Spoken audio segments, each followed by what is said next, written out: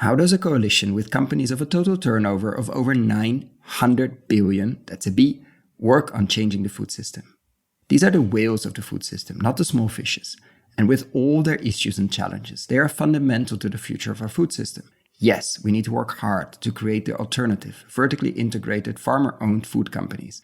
And yes, we need to work equally hard to transform the current giants. Because whether we like it or not, a lot of the food we buy in supermarkets comes from these companies. Maybe not for the lucky majority of the listeners of this podcast, but for the majority of the global north, definitely yes. These companies finally feel the pain of climate weirding in their supply chains. So what are they doing about it, and why did 26 of them join the One Planet business for biodiversity?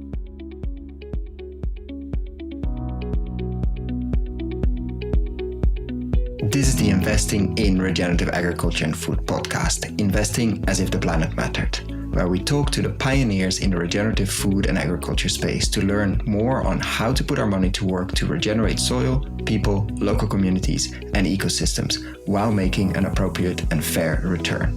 Why my focus on soil and regeneration? Because so many of the pressing issues we face today have their roots in how we treat our land and our sea, grow our food, what we eat, where and consume. And it's time that we as investors, big and small, and consumers start paying much more attention to the dirt/soil underneath our feet. To make it easy for fans to support our work, we launched our membership community, and so many of you have joined us as a member. Thank you. If our work created value for you, and if you have the means, and only if you have the means, consider joining us. Find out more on gumroad.com/investing-in-regen-ag. That is gumroad.com/investing-in-regen-ag, or find the link below.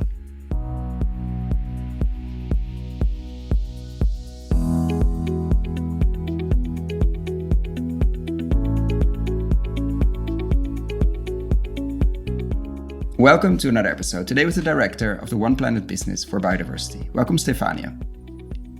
Hi, Con. Welcome. Thank you for inviting me. And I always like to kick it off with a personal question, and it's usually super relevant in this case as well, because there's so many other jobs that are easier in the world, and this is definitely not one of the easiest one.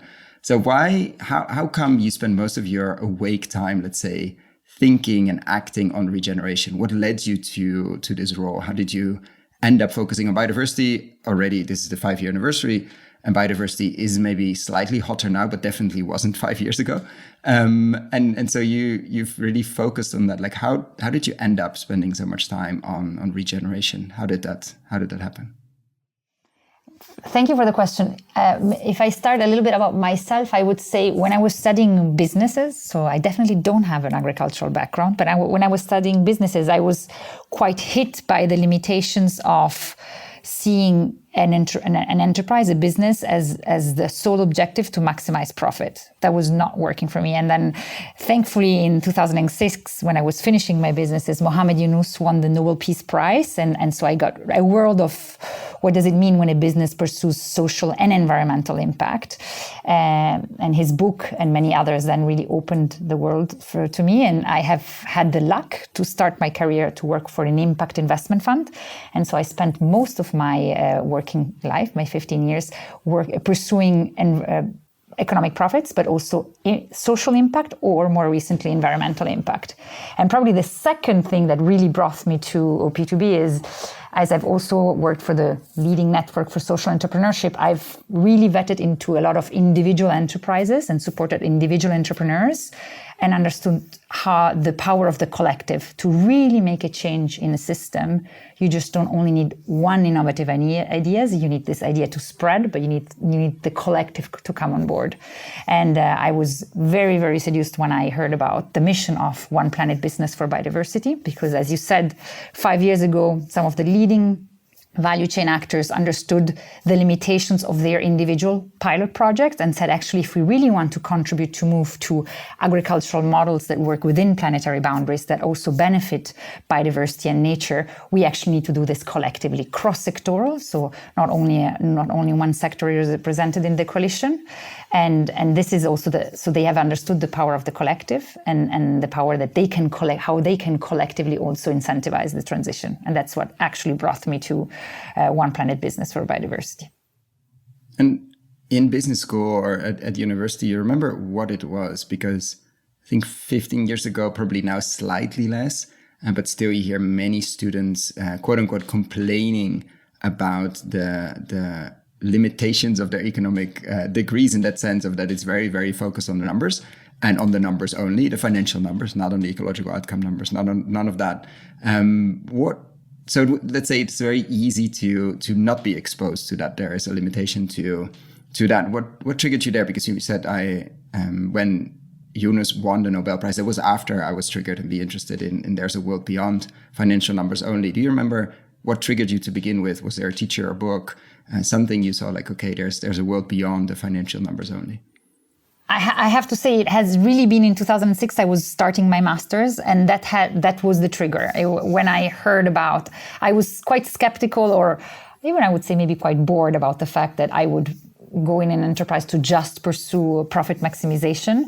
And so already since probably my childhood, very sensible to the problems that communities maybe are also affected with, and what entrepreneurial solutions can also solve them.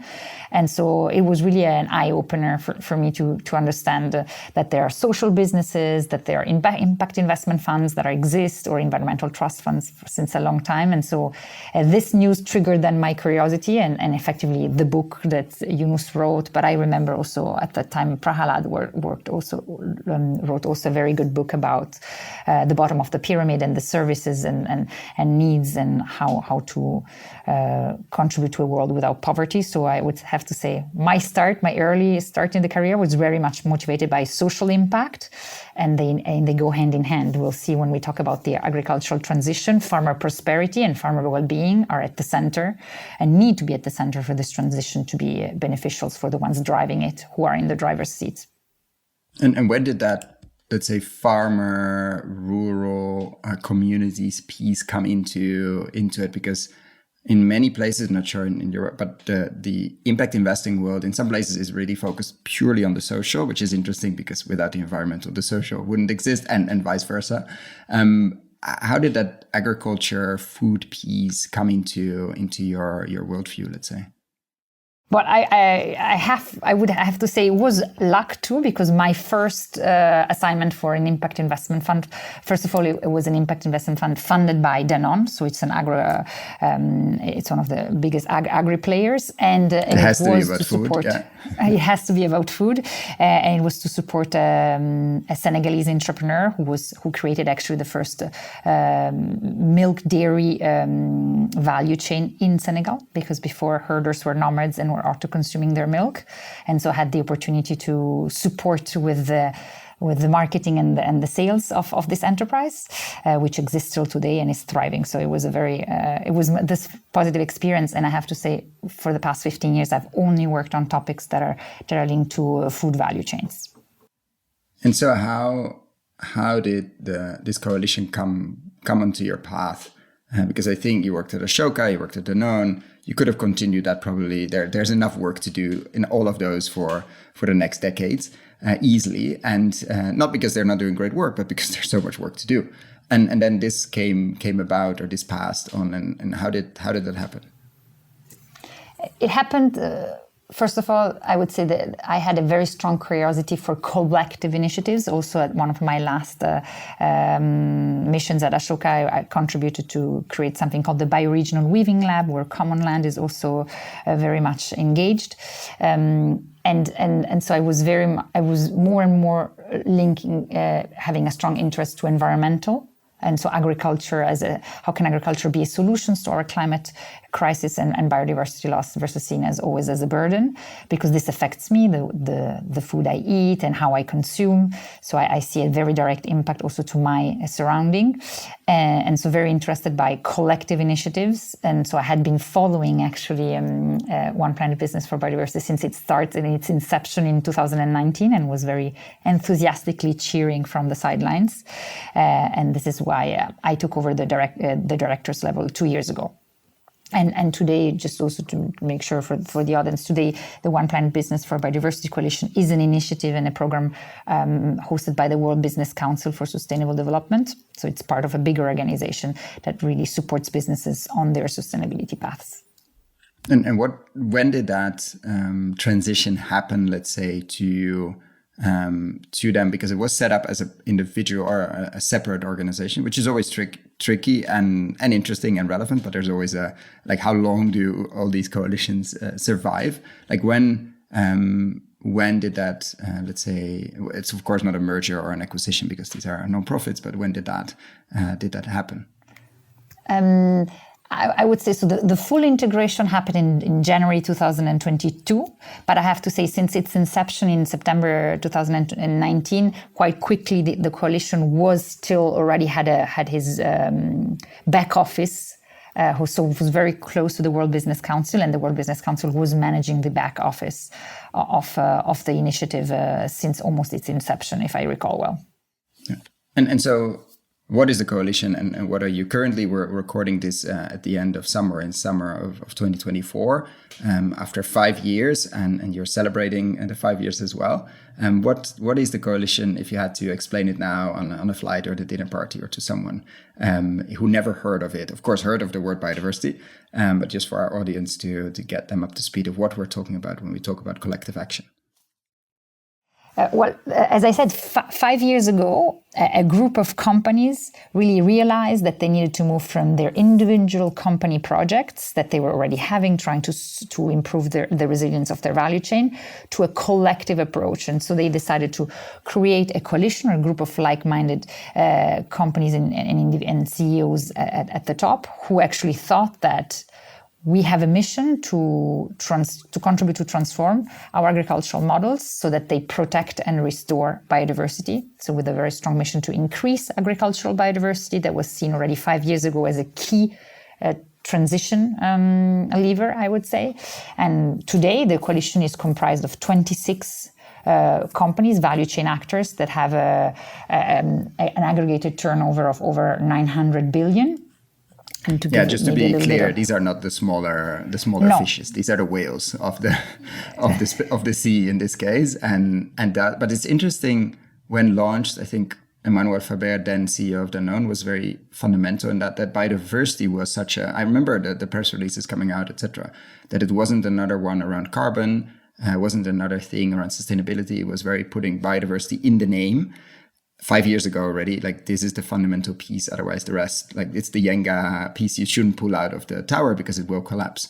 And what has changed over this 5 years in biodiversity terms? I mean, we know all the numbers are going down fast, and we haven't been able to push them up, let's say, in terms of richness of this earth. But in terms of urgency, those 26, have many of them come on board recently, in terms of urgency of seeing biodiversity as a key point? Have you seen the shift over the last 2 years that you have been there, of course?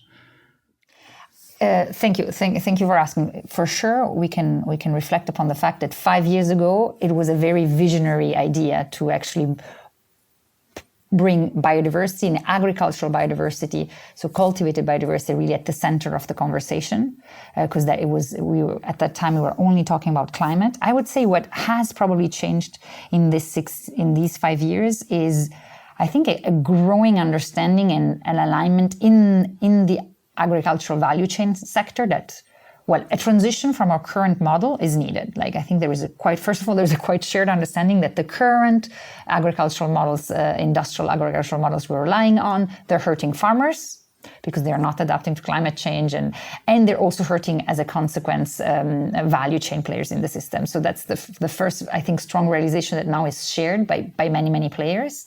And I think the second realization that is very much shared is, okay, and what kind of transition, what should we work towards for? Should we just go for carbon farming? And I think there is today a clear no that says the transition needs to be, I use the word holistic, but just to make sure that the transition really needs to touch upon different dimensions, economical, socioeconomic dimensions, and also environmental dimensions. And I think there is a strong understanding today that farmer prosperity and so farms' profitability need to be at the center and need to improve, thanks to the transition to new agricultural models like regenerative farming, and that then it also needs to benefit nature. And so the links between nature and climate are key.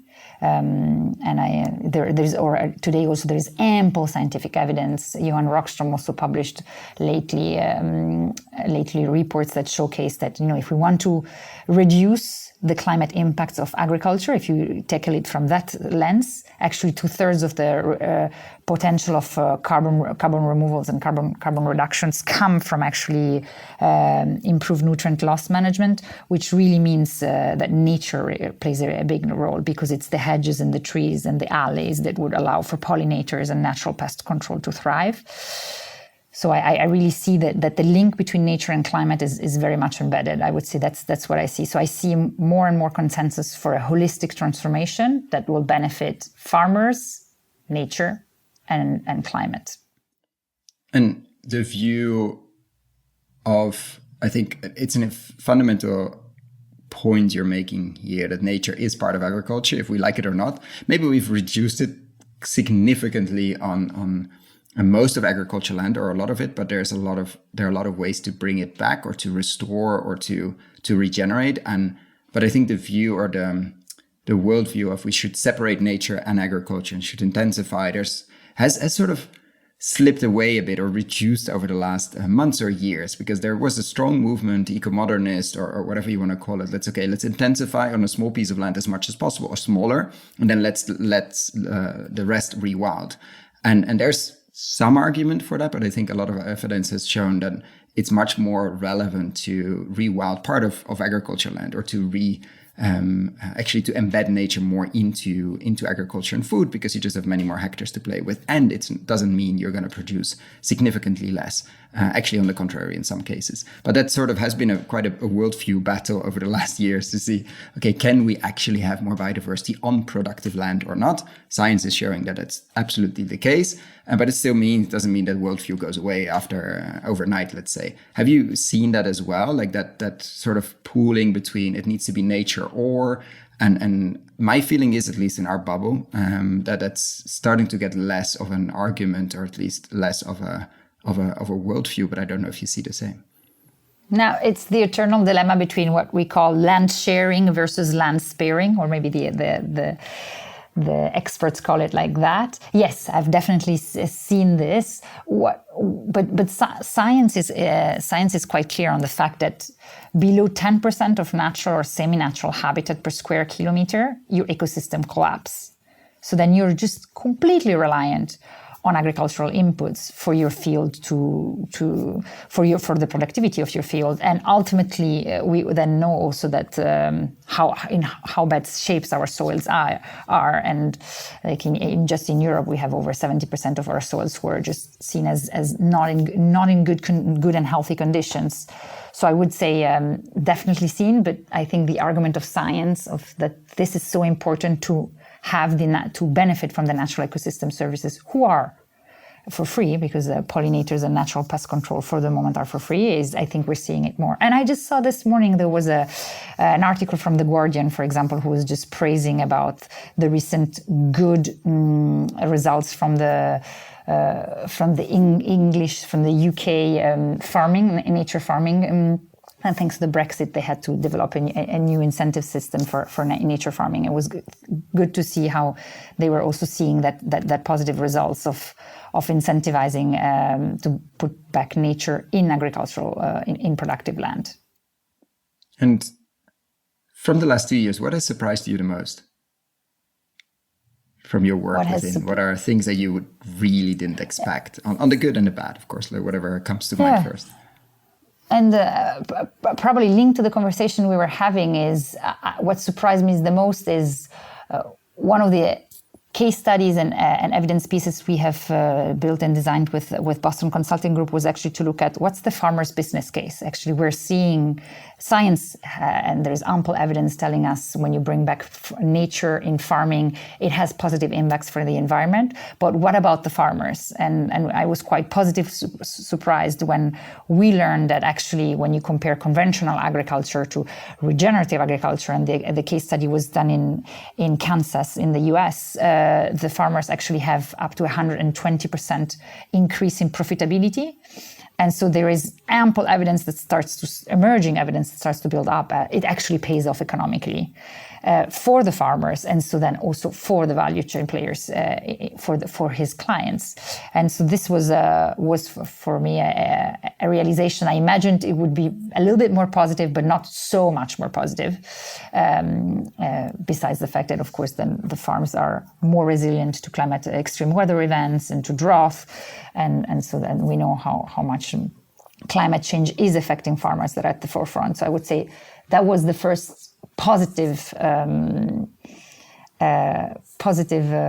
example I have. I might have one that is a bittersweet that I can share. Is we're really seeing within the coalition, really trying to support companies to move from individual projects to also collective landscape action. So how can we actually collectively set up projects instead of having your individual projects at the farm level or pilot farms? And when seeing that, I can say that I've seen, for example, a project that didn't go through, and the main reason was there was not a strong multi-stakeholder endorsement probably when the project was set up. And so just reminding ourselves that execution is hard. One thing is talking about what we want to put in place, and the other one is doing it, and then learning also by doing, and again really stressing also that importance of a strong multi-stakeholder alignment, strong alignment with farmer cooperatives who are the one really driving the change and representing actually the farmers who will be driving the change. So that probably surprised me. And maybe third thing that is still, I think we're still a little bit in a rabbit hole. We're not looking at it. We're sticking our head in the sand would be a better image, is that this transition will cost money. So we're today, there are two things that are, from an economic point of view, that are not aligned. First, the short-term costs and risk of this transition are way too much on the shoulders of the farmer, and we can't ask them to take that risk alone. And secondly, when we're looking at farmers farm the way they farm because of the market incentives that are in place. And today's market incentives, because it's a heavily subsidized sector, incentivize farmers to farm the way they do today. Conventionally, to make it simple. And to move it to regenerative, it actually requires also to realign market incentives. And value chain actors like the one that I have the pleasure to represent in OP2B have a role to play by, for example, proposing long-term offtake contracts, price premiums linked to a basket of the adoption of a basket of practices, and then of course try to coordinate those incentives so that we move from disjointed incentives to a really coordinated farmers financing package, especially for the transition. But there is still some dissenting voices in the ecosystems that think this will not cost more. And I think we just need to acknowledge that transition has a cost, and all actors and different actors in the value chain, and also, of course, governments have a role to play to invest in that transition and bear the cost. And how is that landing, like that realization that this is going to be a needed transition, but also a transition that has to be invested in? With a cost or an investment, however we're going to call it, however we want to put it on the balance sheet or on a profit and loss statement, but this is going to cost money with the actors you represent, with the groups, because many of them are used or grown so big in a commodity system where it was or is probably way less now than it was 10, 20 years ago, but to shop around, to buy your oranges somewhere else, or your olive oil, or your tomatoes, or your cacao, or your cacao beans, etc. What you're describing is longer term contracts, longer term engagement, potentially risk sharing as well if something goes wrong with a harvest, which is way more likely these times than it was not so long ago. That it requires a different kind of relationship from the buyer to the trader to the cooperative to the farmer. And this is even the easiest one of only 4 steps. Probably there are ones with 6, 7, 8, 10. I mean, decommodification is a term we like to use, but it's not easy at all. Like, how does those things, plus potentially extra payments, plus longer term relationships, how do they land with companies that you work with? Because hasn't been in their nature, let's say. For most of them, there are some exceptions, but for most, it hasn't been in their nature. No. Probably to answer this question first is the biggest risk that companies will face in the next 10 years is natural resources shortages, is one of the biggest risks. Of course, extreme weather events, so supply chain disruptions in the next 10 years and is you're one seeing of the that? highest. Do they see that as well? Like, is that what you hear from them? I think what I just said is part of the WEF annual monitor report. So it's not me saying it. It's economists, experts that are just underlying how supply chain disruptions are a risk, and especially a risk for companies that have land-based value chains, so that resource either fiber, food, so it can also be textile company, also cosmetic companies with natural ingredients. And so most of them have understood that they need to invest in the resilience of their value chains and to also secure their supply chains. So I think this is probably the number one reason why companies why companies join the P2B and why companies invest in the transformation of their supply chain. It is not to claim to net zero. It's really the resilience of the business, which is important because that's at the core, and that's why they are able to unlock also considerable investments. And as you said, the commodifying is not so easy. I think this is one of the biggest shifts for their procurement teams in the way they operate. And of course, they are doing it today. They're doing it together with their partners, be it also, so traders are coming on board, and so this is definitely a different model. And I think we'll see also many more changes coming up there. And do you see examples there? I'm not saying leading to fully vertically integration, but examples where those relationships have changed between the farmer on the ground and eventually the company that is part of the coalition. What are some pilots or some examples there that you've seen coming to fruition, if already? Well, some of the there are some there are some commodities where a direct relationship to farmers is a little bit historic. So these are probably examples where it's easier to implement also specific projects. I would say, for example, in coffee, cocoa, and also dairy, we have seen these are often direct relationships, and so proposing long-term contracts. But we can also see it on some rotational crops. For example, potato companies that are involved with potato growers often have that more direct relationship. And I've seen that there, and sometimes it's also met with some hesitation from farmers. Like I know sometimes also farmers ask, why do we need to marry for 6 years? But usually when we propose long-term contracts, I just want to make a disclaimer.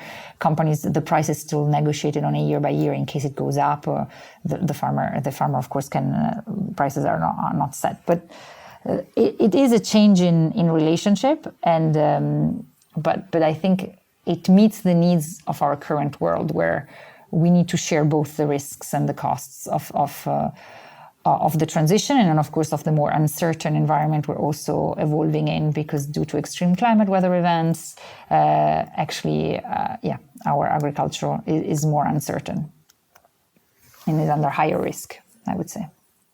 And that kind of thinking of this longer term way of working, do you see that landing as well? I don't know if any of the coalition partners is let's say from the financial world as well, because we've seen the examples with Unilever, with Danone and others as well, where there was a very strong focus on the long term until it was punished or let's say pulled back by some activist shareholders. So we also see that the long term is more than a quarter. And in the financial world, there is a whole group that's focusing on long term, but there's also a whole group that's definitely not focusing on the long term. How much because not all of the companies you work with are publicly traded, but can the publicly traded ones do, or how can they make sure that they can do long term while they're actually usually pulled back on things that didn't work this quarter, so we need to make changes, etc., etc. We all know agriculture is seasonal, and if you want to do anything in agroforestry, it's 6-7+ years, and if you want to do anything on a landscape scale, it probably is 20. How does those, like, what's your feeling or your sensation there with the financial world also getting on board on a longer term vision, which we all know, but still we see some actors are trying to squeeze a bit too much in the short term? Probably two points to answer this question. First of all, today there are many financial actors who are involved in financing the transition. So but these often are asset managers with a strong impact in their DNA. And some insurance companies are also starting to get on board, which is very interesting to look into because they see the advantages of investing in more resilient models, like more resilient agricultural models, like regenerative agriculture, less risks, and so more profitable businesses for insurance companies. And then we also see some historic banks that have also always had a very strong relationship with farmers, who are also coming in and saying, if I can support a farming model that is also allowing to decarbonize agriculture, maybe they look at it more from a net zero topic. It definitely is interesting.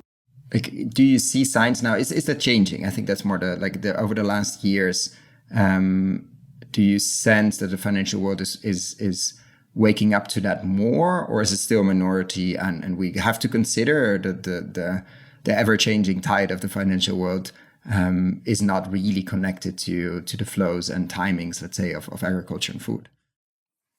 No, I think it is changing, and it is changing due to a sense of urgency.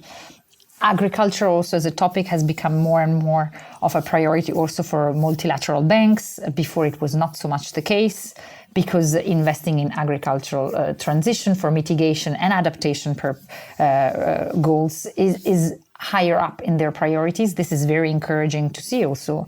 This means that the material links linked to extreme weather events and impacting agriculture and food sovereignty or food security are more and more prominent and top of mind.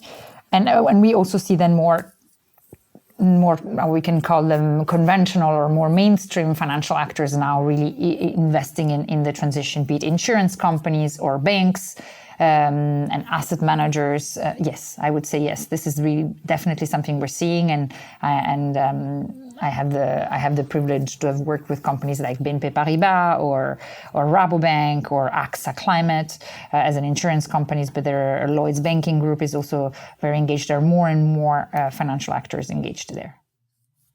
So what do you see as the biggest opportunities now after 2 years and after 5 years, of course, of the coalition? Where do you see now looking, you mentioned landscapes and the struggles and opportunities with that. Where is that one of the big ones? Like if you had to pick one or two opportunity areas for you to focus on, what are the big ones? Thank you for your question. What I would really focus on is probably moving from individual mindsets to collective and individual agendas to a collective mindsets, and we can see it in different things. I would say the coalition in the past 5 years has really worked a lot on how do I move from individual companies framework, they all have their Regen Ag program, to a shared impact monitoring system at a landscape level. So how do different actors in the value chain, food actors, but also fiber or cosmetic actors, how do they all align on the key impacts they want to measure, monitor, and reward farmers for at a landscape level? That's a very important change that needs to happen. I think the most important one, of course, is then real action. How do I move from individual companies, pilots or demo farms, to actually collective landscape investments? And this is probably the one that really excites me the most and very connected to that one. The other shift that I see is how do we move from disjointed incentives that exist today to really a comprehensive farmers financing package. That's probably for transition finance, and tomorrow also harmonized incentives that incentivize more the transition or to regenerative farming practices than the conventional industrialized agricultural model is today in place and heavily subsidized in many countries. And where do you see, I mean, the landscape piece really interests us on this podcast. Where do you see that happening already? And if not, where do you think or hope, like where with your coalition, which landscape are we going to see first, where this is going to be, of course, piloted, but piloted at a landscape scale and a watershed scale, not on a demo farm scale? What can we expect, or what do you hope to expect soon? The good news is that I have the impression it's there are many different regions where landscape level collective action is effectively growing more and more. There is definitely in the US, there is the Midwest Row Crop Initiative. There is also the Soil and Water Outcomes Fund that is a very interesting financing mechanisms, as well as, for example, if we look in Europe, this is still emerging, but there's different national initiatives, EIT Food, which is interesting. So European agencies also investing in the transition, in landscape level transition. LENS, the Landscape Enterprise Network, which is an initiative that is really rapidly growing, innovative financing mechanism to pay for ecosystem services and to allow for at the landscape level. So we're seeing it, but of course also in many other, I could also cite with of course also another focus on deforestation and conversion free, but in Brazil. We have initiatives like the Farmers First Cluster, which is funded by agri-traders for deforestation and conversion-free soy supply chains, or in India on sustainable rice landscape initiatives. I would say they're different on palm oil, of course, in Indonesia, and coffee and cocoa as well. There are quite many projects. Rainforest Alliance, for example, is very engaged there. So I would say there are many who are rapidly growing. Where I see the biggest potential for scale is for sure in the US, thanks to also the enabling conditions, so that the US government with their Inflation Reduction Act and the Climate Smart Agriculture partnerships has really helped, I think, to create those, to unlock some of those funding that are necessary for a collaboration at a landscape level. So probably I see it growing very fastly there, and I hope, because I'm based in Europe, that we won't be too far, and also will contribute to that. And if you could pick one landscape, regardless of the conditions at the moment, in terms of is there even a landscape level work going on? Is any of the coalition members involved or not? But if you had to pick one landscape that you would love to get on that journey, what kind of landscape would that be? Would it be Mediterranean, Northern Europe? Would it be somewhere in West Africa? What landscape would you love to have tackled? Not necessarily by you, but in general. No, definitely. I think I would pick, I don't have one specific in mind now that comes to my mind, but one of the biggest issues we have is really watershed management and water management, I think, in agriculture. So I would definitely want to pick one landscape that is extremely suffering from maybe droughts or not enough water, to actually see that how with bringing back nature and adopting regenerative farming practices and also maybe some landscape design, we can actually make sure that or prove that a landscape can exist, and that we do not need those, I don't know if you've seen those mega pools of water that sometimes are used to for conventional agriculture are seen the as massive irrigation dams. Yeah. Yes, exactly. Which lose a lot of water. I mean, if you think of the evaporation, it works to a certain extent.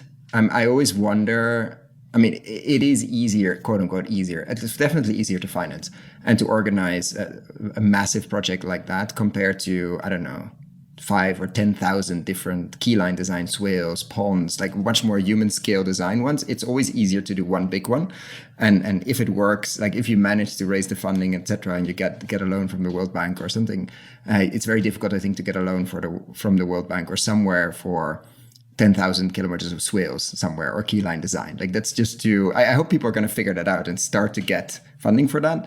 But it feels that amount of money spread out over a landscape more would have had such a much bigger impact in terms of water holding capacity, in terms of restoring, in terms of actually storing water where it's needed, instead of a big lake that loses a lot in terms of evaporation, and actually loses a lot of agricultural land, because usually these are built on riverbeds, on the most productive agricultural land that there is, and then we fill it up with a lake for good reasons, for like good thinking, at least historic thinking, but probably not so adapted to the world we live in today.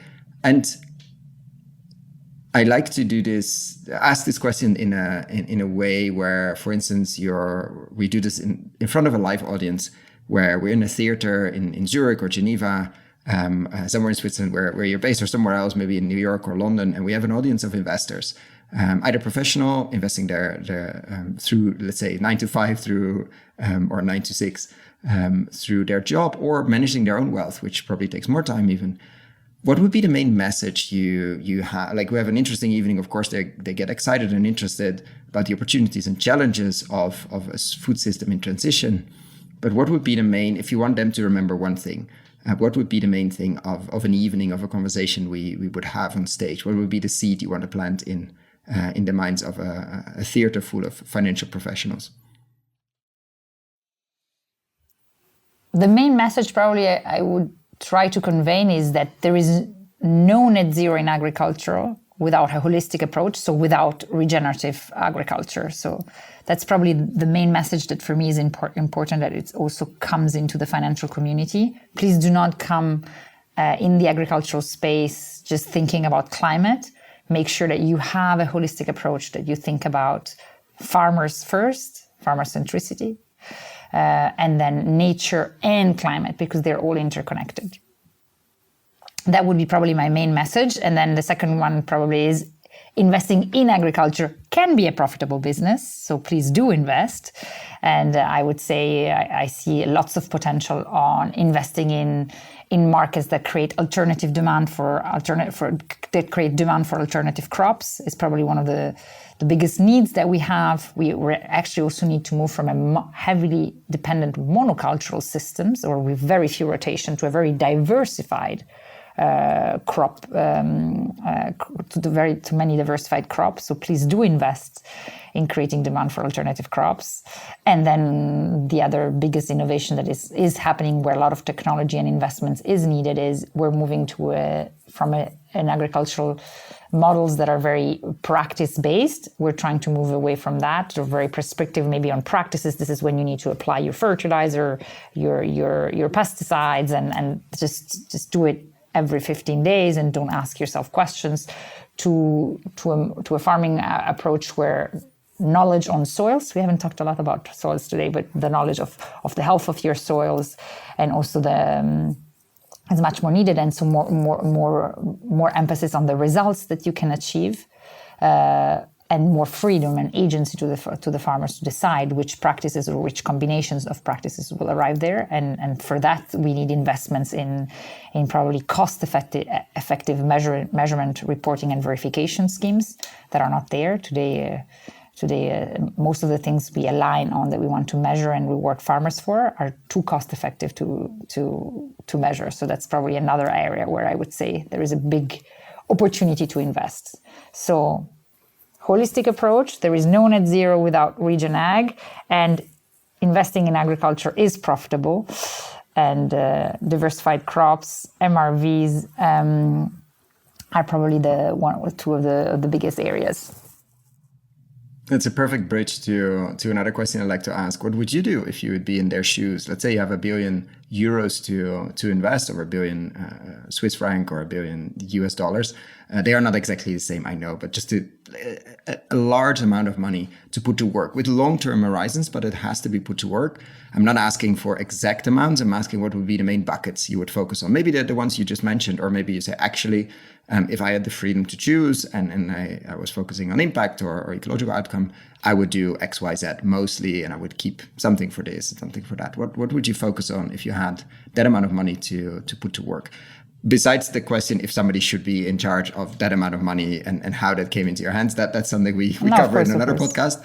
But let's say it happens tomorrow morning, you wake up and suddenly that's the case. What would you do?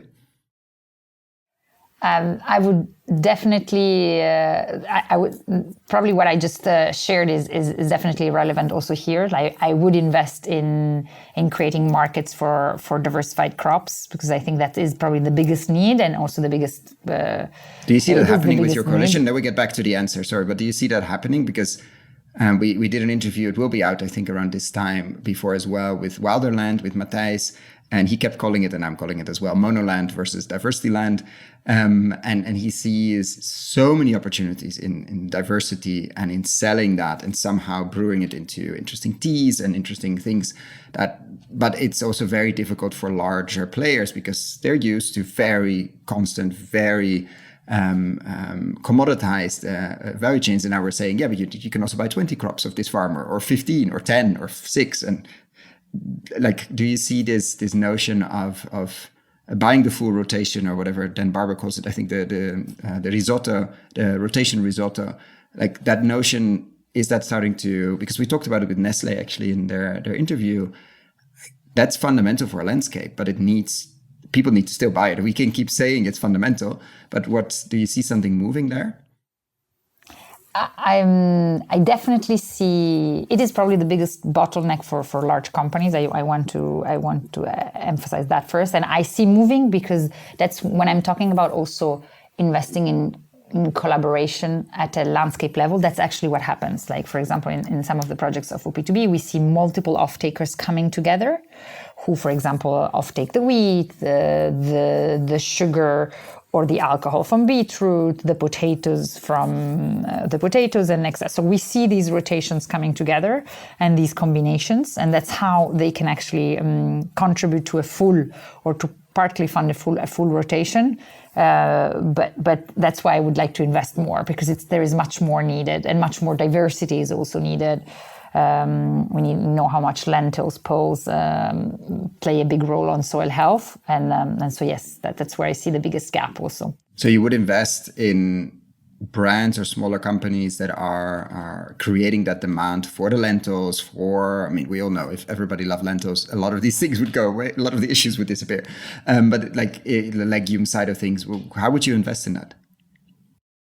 There is actually, by the way, there is an interesting initiative backed by the UN called the Beans is How campaign that we're also supporting at the World Business Council. Very interesting initiative because they are trying to double beans consumption, beans in very large place by 2026. So we're very, very working with chefs, and so interesting to see here, because of course when you invest in that, you're also talking about as you said, am I investing in the brands, or am I, for example, seeing partnerships with public procurement that could play a big role? If more canteens or more universities have more lentils on the menu, there's different ways of doing it. And then, yes, probably the other easier also sector where it's important is cost-effective measurement, reporting, and verification schemes. There are many actors out there that I have the pleasure to meet and exchange with, but there needs to be even more disruptions in this field to make sure that we land on very cost-effective MRV systems.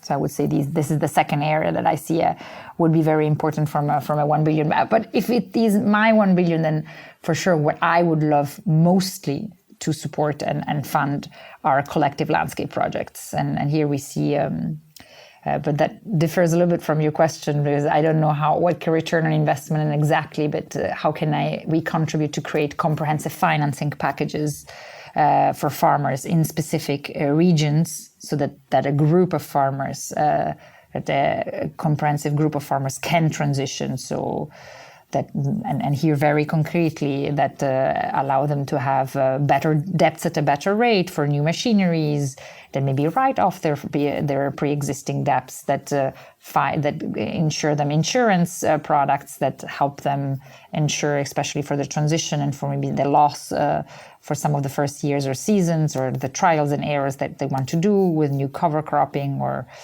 I see that as very important. And then ultimately, of course, in the more longer term is what the incentives for the adoption of some practices, and then that can move to payments for ecosystem services.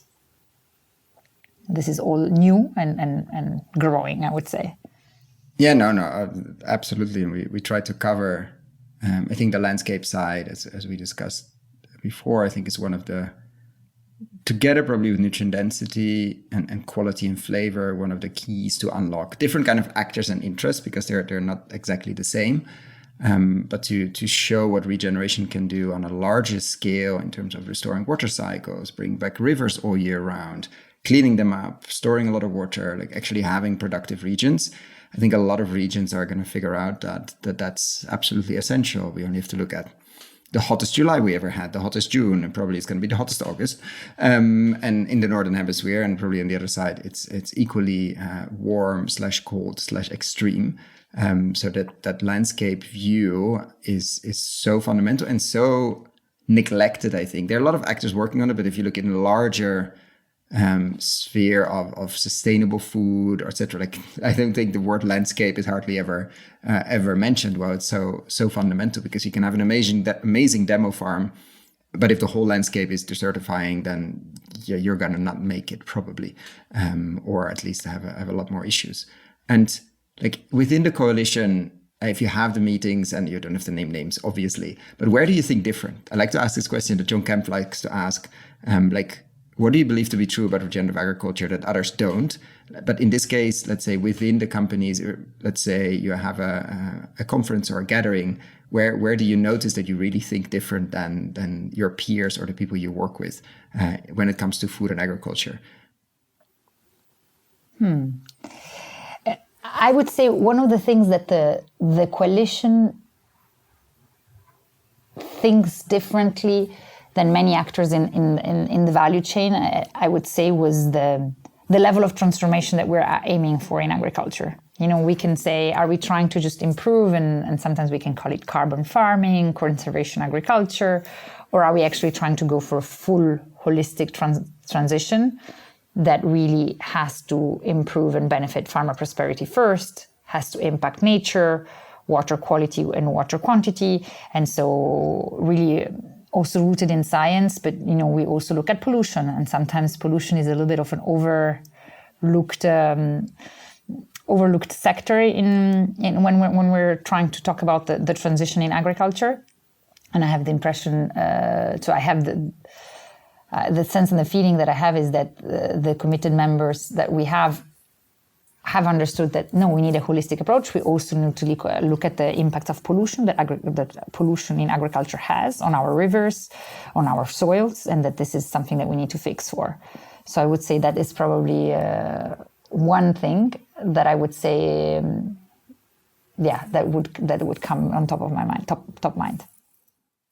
And how deep is this transition? I think many people underestimate, or maybe don't want to think about it, or somehow it's easier if you don't, like how deep this food and agriculture transition is, or needs to be, or will be, if we like it or not.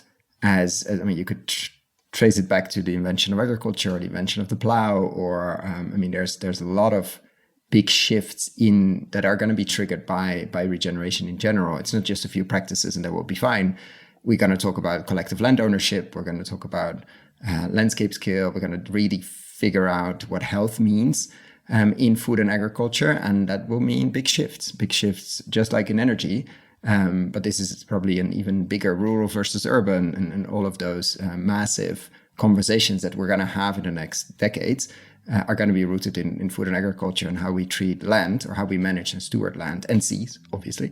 We're doing a full region agriculture series at the moment. So we try not to, we have neglected it a bit, but try not to neglect the water side or the water farming side of things too much. And to touch upon health, how important is that of a topic? Health, flavor, nutrient density, quality, whatever you want to call it.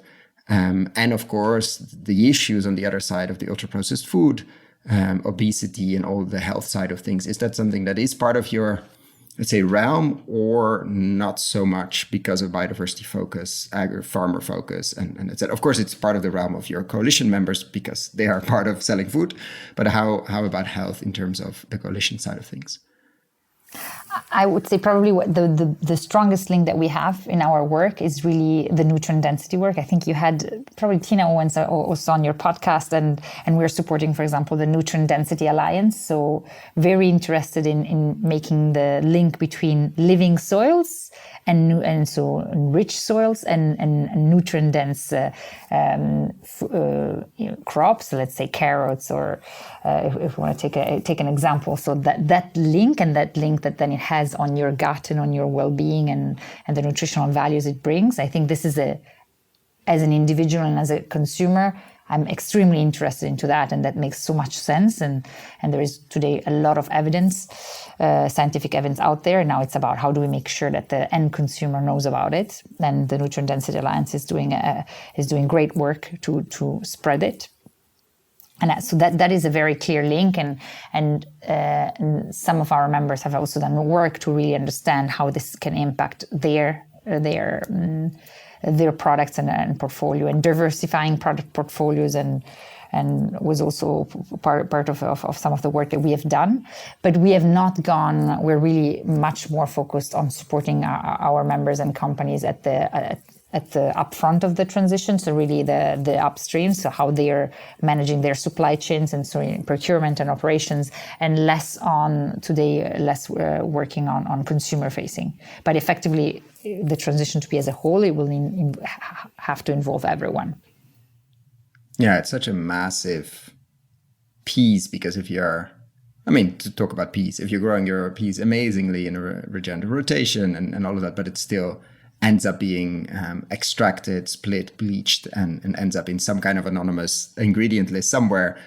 We got our environmental outcomes on the farmer side, but we didn't get the health outcomes that they could have had if they were eaten in a different way. So it still feels very disconnected, I think, in many of the extremely large food companies, the smaller ones as well. But it's interesting. This is going to question a lot of their recipes and ingredient lists, and a lot of their processing as well, which I think Ellen MacArthur Foundation did some very interesting work on the recipe side of things, and are going to launch, I think, a few pieces of work. But when we interviewed Emma Chow, and a friend of the show, she left after that, and then joined us actually for a number of episodes on the Regen Mindset. That's the big piece. Like how is a landscape going to influence recipe making? And how it's going to change the cookies that we end up eating, or whatever processed food ends up being made. Unless that also changes, it's great for the farm and the landscape and for all of our environmental outcome, but it's not going to do a lot for health. But I understand that's probably not part of your mandate, tackle that. Yeah, and probably, I don't know if that's what you're referring to, but the Ellen MacArthur Foundation launched recently their Global Food Redesign Challenge that we have been also supporting, because I think it's a very interesting challenge that tries to effectively make a link between food formulation and the way and then agricultural, and impact on agriculture and how you design it. So it's interesting to see how, of course, about upcycling, recycling, and using seasonal ingredients. So it's more than the health dimension, is the diversity of ingredients. That is a very important element in that Global Food Redesign Challenge. And if you want, I can connect you to their teams if you want to have them on your podcast, and they can tell you, of course, more about it than myself. Yeah, it would be great. Very supportive of this. I remember the first report coming out in 2021, and was based on fictional, they came up with recipes on how certain things could look like. Like I remember a cheese made half, I think, from milk coming from agroforestry system, and half, like a silvopasture, and half fermented. And like they were calculating the biodiversity outcomes, and they were calculating also the environmental outcomes. And it was very, very impressive. And then, of course, how to get it into practice, which I think is where they're getting now to, which probably needs an update on this podcast. So that would be good. And then as a final question, if you had a magic wand and you could change one thing overnight, what would that be? Could be anything. We've had global consciousness, or all animals outside, or all subsidies disappear, like anything you can possibly imagine. What would you do if you had that power? Probably the biggest shift I see that is needed is how can we really move from individual agendas to a truly collective mindset to solve these agendas. And linked to that magic wand, if we are all seeing the importance of our collective agendas, what's then important is then to understand the system, and so how we shape the market incentives that are in the system. And so the importance of, as you said, can we make sure that governments, value chain actors are all investing in the future of agriculture, not in the status quo, to keeping what we have and seeing it degraded by extreme weather events. But can we all invest in the future of agriculture, in the future of more resilient agricultural models that help us have more productive and deliver more productive raw material, food, feed, and fiber? But that would probably be my biggest wish. I think it's a perfect end to this conversation. No, actually, no. What are you excited for? You're celebrating 5 years. In 5 years, of course, you have the vision, and always the last question leads to other last questions. But let's say in 5 years, what would be something you really, really want to be able to celebrate with the coalition? The thing I would mostly want to celebrate with the coalition in 5 years is really a massive unlock of investments in agriculture, and especially at the landscape level, of course.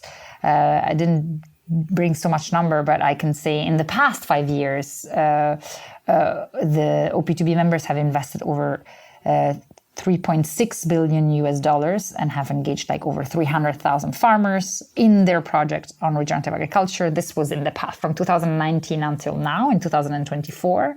But if we're looking at in the next 5 years, how can we just unlock really that massive investment that is needed to really accelerate the transition? Because today, I think what we can say is the transition is happening for many, many years. Millions of farmers are engaged in agroecological, regenerative farming practices out there, but they're still the minority. I think it's estimated that 15% of global agricultural land is actually, we can say, is using regenerative or agroecological farming practices. But how can we really unlock 1-5, yeah. Right? You didn't say 5-0, yeah. No, 15. 15. 1-5. 15, yeah. Sorry, good. Too bad, 15. Yeah. How do we get to the 50? No, 15. But it's, I think, yeah. How do we get to the 50? It's interesting. Probably you have to look at it on a landscape level, but there's a lot of research, like what's the tipping point in systems? And I think it's somewhere between 10 and 15 or 10 and 20, like 13, 14, 15. Like what do you need to suddenly become the norm, or at least not become the minority weirdos in the corner?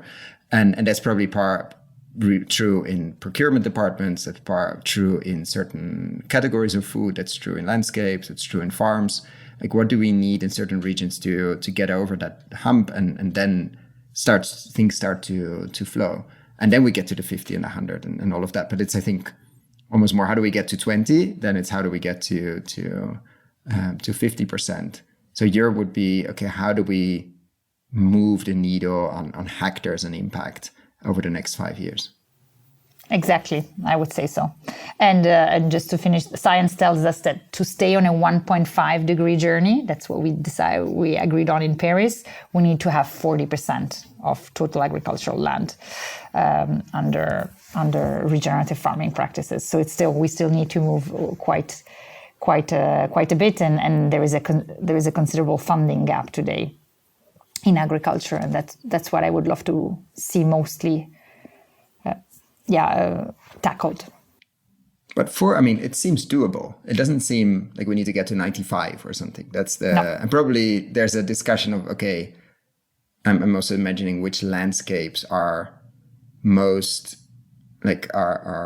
important to do first from a carbon intensity perspective now, from a biodiversity importance perspective, probably not the same landscapes, from a food production perspective, from a risk of food security. There are a lot of different maps but we're starting to build a technology. We can actually start looking at that. Okay, where do we go first and why and what makes sense? Okay, you want most carbon reduction. These are the most carbon intensive crops, or you want most carbon sequestration potential. These are the landscapes where there's most potential on that, and the water side of things as well. I think we're starting to be on the cusp. We did a whole series two series actually, on landscape scale regeneration and what's the technology needed.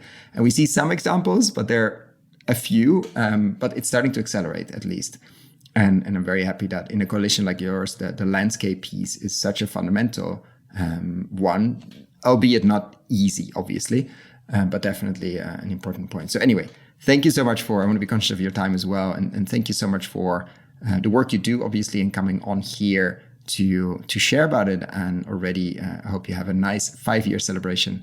I think it's during Climate Week in New York with the coalition, and continue pushing, I would say. Thank you so much, Con, for the invitation. It was a pleasure to exchange.